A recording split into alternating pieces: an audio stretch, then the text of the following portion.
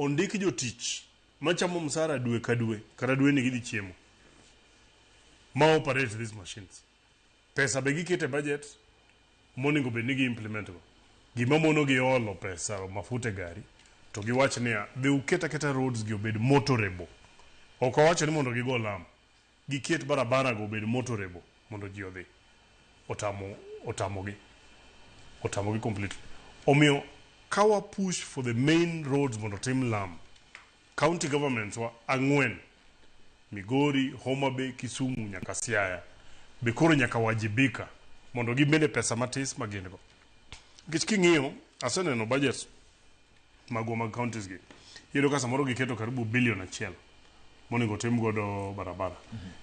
County kora wach ni kata kaka Migori 900 million to a billion shillings wagi keto kata samoro keto million 600 million 100 constituency 10 labor token labor based nikech idgi equipment idgi jotich iolo mana fuel to gi allowances mag jok matiyo kanyo can do at least our roads obed motorable and things like that. Right. So what do ni jopiny kaka challenge wani one push for the roads mag national government mondo donji our county governments bote maggi mondo jowa yud yot. Thank you very much. Engineer, adwani uwe dakika moko ang'wen kama mondo wakayo machielo kaso duogi jo Siaya bende nikech iwuok Siaya wabro dhi kanyo mondo unyeni jo Siaya to wachango gi weche mag apeini. Winjo ka mheshimiwa wacho seche ma gidhiro mag national government mag sirikal mamalo mondo wuogi to piny wacho mag counties bende otim makoponi chieng' moro koro inywando gi kanyakla to gweng' nyalo bet gweng' ma ji tudore yo mayot.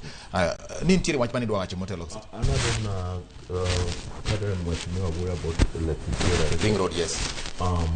There's something kind of one year government manual take or in fact not check ready with that when we connect culture to the economy.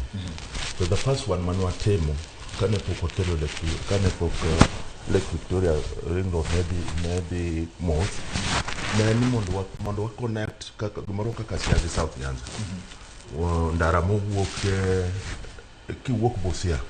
Yes. So dwa the Migori. You don't need to get it work mana ki work Busia to in Rangala to in Bondo to in Luanda Kotieno Ikau Ferry. Yes. Ikau Ferry. Ikau Ferry to in Beta to in Sindo Magunga Idonjo Sori to kendo koro kisedonjo Sori okidonjo Migori. Yes. To bende koro inyalo ka koro dhi Nairobi to kende ng'ado kanyo Narok to chopo kanye Nairobi. That was going to form what is called Western Tourist Circuit. Makoro ng'ama ni wuok Sori ok nowinjo bed ni dok Kisii onyalo ringo gi Narok. Gama wuok kata wuok Narok to dwa biro koro ok odhi Kisii. Wuok Migori kanyo to dhi Sindo to then mane a vision mane one. Now Lake Victoria Ring Road very important kake wachen kaka mheshimiwa wacho